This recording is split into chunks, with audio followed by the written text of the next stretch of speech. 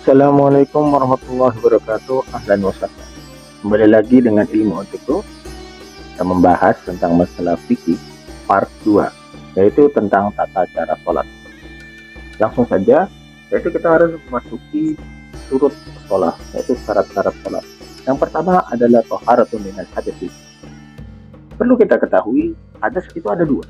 Yang pertama adalah hadas akbar, yang kedua adalah hadas asghar. حدث أكبر هو حالة التي يمنع فيها المسلم من الأداء بعض العبادات حتى يغتسل غسلا كريما, yaitu hadas besar, yaitu suatu keadaan seorang muslim yang menghalangi dia untuk melaksanakan beberapa ibadah sampai dia melaksanakan mandi di saat secara syariat. Wa akhladu min al-hadis al-akbar, dan hadas akbar ini jauh lebih berat daripada hadas asghar, yang mana alladzi yurfa'u bil wudu. Hadas asghar ini hanya disingkirkan atau bisa dibersihkan dengan berwudu. Hadas akbar sendiri memiliki beberapa sebab. Yang pertama al-janabah, yaitu junub bil khurujil mani minal insan fin naum, yaitu seorang yang mengeluarkan mani dalam keadaan tidur, atau bil jima, atau dalam keadaan bersenggama. Yang kedua adalah al-haid, ad-damul kharij minal mar'ah ala wajhil mu'tadin kulli syahr, yaitu seseorang wanita yang mengeluarkan darah setiap bulannya. Yang ketiga adalah nifas, ad-damul kharij uqbatul waladah, yaitu darah yang keluar jika setelah melahirkan.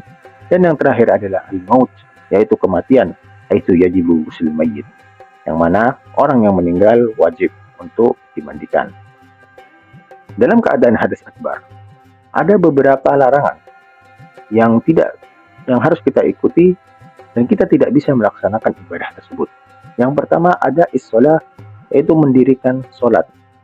Yang kedua ada tawaful baitul haram, yaitu tidak boleh bertawaf di baitul haram. Yang ketiga massul mushaf al-qira'atul Quran ala qauli jumhur fuqaha, tidak boleh memegang atau membaca Al-Quran, dan ini disepakati oleh seluruh para ahli fikih. Dan yang terakhir al-maqsu fil masjid, yaitu berdiam diri di dalam masjid. Lalu bagaimana tata cara untuk menghilangkan hadas tersebut? Dijelaskan la yurfa'u hadas al-akbar illa bil ghusl, tidak akan hilang hadas besar tersebut kecuali dengan mandi, yaitu syar'iyyah, dengan syariat yang telah ditentukan oleh para fikih. Yang pertama adalah an-niyah, yang mana niat tersebut wajib kita hadirkan dalam diri kita untuk membersihkan ar-rafa' al-hadas akbar, untuk mengangkat hadas besar tersebut. Yang kedua, at-ta'mimul badan bil ma'i thahar, yaitu mengguyur badan dengan air yang suci. Dan yang ketiga, yustahab ayyubda'u bil ghusl yadih, disukai untuk pertama kali mencuci tangan, summal farj, kemudian kemaluan, summa yatawadda'u wudu as-shalah, kemudian kita berwudu sebagaimana wudunya salat, summa yafidul ma' ala ra'sis salasan, kemudian kita mengguyur kepala kita 3 kali, summa ala sa'il jasad, kemudian kita guyur seluruh badan kita dengan air tersebut. Dan yang kedua adalah hadasul asghar, yaitu hadas kecil. Hadas asghar huwa halatul lati tujibul wudu'ul faqat. Hadas kecil tersebut sebuah keadaan yang mana orang itu hanya diwajibkan hanya untuk berwudu saja. Wala tasilu ila maratibil ghusl, dan dia tidak juga ditekankan untuk melakukan mandi. Dan beberapa sebab dari hadasul asghar, yaitu hadas kecil. Yang pertama adalah khurujul baul al-ghaib, yaitu keluarnya air kencing atau kotoran dalam tubuh kita. Kemudian yang kedua adalah khurujur rih, yaitu buang angin. Yang ketiga an-namul ghalibu 'ala al-aql, seorang yang tidur dalam keadaan tenang. Yang keempat zawalul aql bil ihma aw saqat, yaitu seseorang yang hilangnya akal dengan pingsan atau sejenisnya. Dan yang terakhir adalah masul farji bil yadi bila ha'il, yaitu memegang kemaluan tanpa adanya pembatas antara tangan kita dan kemaluan tersebut. Dan ala qaulil ba'dul fuqaha, dan pendapat ini hanya ada dari beberapa ahli fikih. Kemudian hadas kecil juga memiliki larangan di dalamnya. Jika kita memiliki hadas kecil, maka kita tidak boleh melaksanakan sholat. Kemudian yang kedua, tawaful fil baitil haram, bertawaf di Masjidil Haram. Kemudian yang ketiga, kita tidak boleh Masjidil Haram. Bagaimana tata cara untuk menghilangkan hadas kecil ini? Yang pertama, tidak akan terangkat la yu'raful hadasul asghar illa bil wudu. Tidak bisa diangkat hadas itu kecuali dengan tata cara berwudu. Bagaimana tata cara berwudu? Yang pertama adalah niat, kemudian membasuh wajah, kemudian membasuh tangan sampai ke siku, membasuh kepala, membasuh kaki hingga kedua mata kaki. Dan hal ini tartibul al-mawala bainan khata. Kita harus tertib untuk melaksanakan wudu tersebut. Tidak bisa ditukar ataupun didahului satu dengan yang lain. Jika kalian tidak menemukan air, maka tanah ataupun debu menjadi pilihan. Kemudian yang selanjutnya, at-taharatul badan wal makan was-saub minal najasah. Syarat sholat yang kedua yaitu bersihnya badan, tempat, pakaian dari najis-najis. Ini menunjukkan bahwasanya Islam memiliki suatu syariat yang benar-benar bersih dan menjaga kebersihan. At-taharatul badan ayyakuna jasadan musalli khaliyan minan najasah, yaitu membersihkan diri atau badan yang suci seharusnya bersih dan suci dari najis tersebut. Yang kedua ada taharatul thawb, yaitu sucinya baju atau bersihnya baju. Seorang yang melaksanakan sholat harus juga memiliki atau memakai pakaian yang bersih dari najis. Dan yang ketiga adalah taharatul makan, ayyakuna mawada' alladhi yu'addi fihi shalah naqiyan minan najasa. Orang yang mendirikan sholat, tempat sholatnya juga harus bersih dari najis-najis. Ini menunjukkan bahwasanya kita harus dalam keadaan benar-benar bersih. Faidah wujidat najasa fil badan. Dan jika kalian mendapati najis dalam tubuh kalian, atau pakaian, atau makan, atau tempat sholat kalian, walam tutahhir, dan kalian belum mensucikan saat itu, fa inna sholata la tasih. Sesungguhnya sholat yang kalian dirikan tidak sah. Kemudian yang selanjutnya satrul aurah. Satrul aurah yaitu menutup aurat kita yang mana telah ditentukan dari syariat kita. Dan penutupan ini itu yajibu dan wajib at-taghtiyatuhu minal jasadi asna'i shalah aw fi halati wujudnya.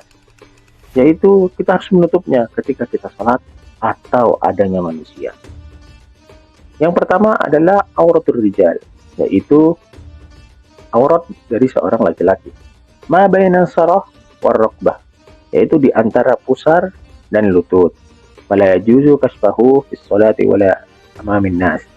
Dan kalian tidak boleh menunjukkan ketika itu dalam keadaan sholat ataupun di depan manusia.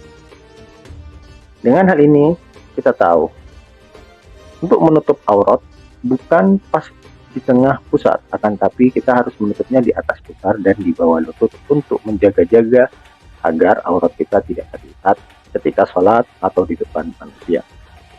Berbeda halnya dengan aurat al-mar'ah, yaitu aurat perempuan. Jami'il badaniyah bis sholat, dia harus menutup seluruh badannya ketika sholat, illa wajha wal kaffain, kecuali wajahnya dan telapak tangannya. Dan ini disepakati oleh jumhur ulama.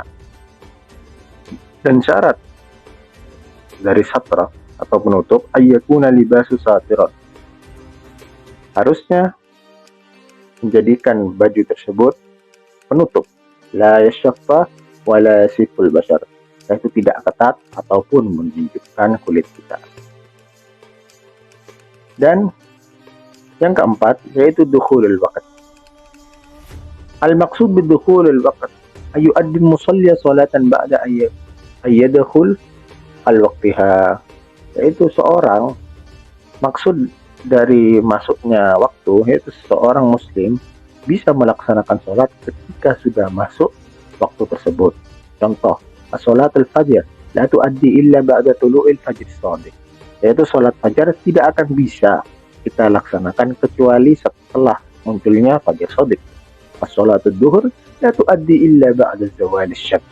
Dan salat duhur tidak akan bisa kita laksanakan kecuali tergelincirnya matahari di atas langit, di tengah kepala kita. As-salatul asar la tuaddi illa ba'da an yasiru dhalla kullu syai'in mithlahu. Dan salat asar itu tidak bisa dilaksanakan kecuali setelah langit itu menjadi kuning. Kemudian yang keempat, salatul maghrib la tuaddi illa ba'da. Salat maghrib tidak akan bisa kita laksanakan kecuali setelah terbenamnya matahari.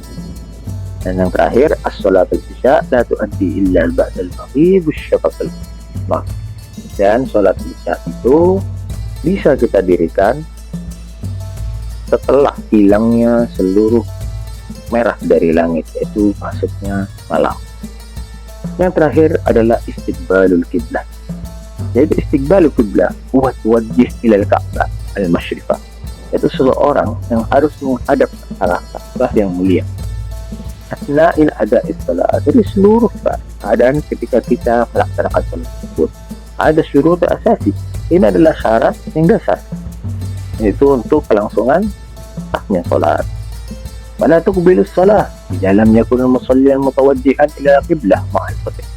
Dan tidak akan sah salat tersebut jika kita tidak menghadap Ka'bah dalam keadaan tubuh kita seluruhnya. Ada beberapa pengecualian, yaitu seorang yang sakit, alladzi la yastati'u at-tawajjuh ila qiblah, seorang yang sakit tidak bisa menghadap keadaan qiblah.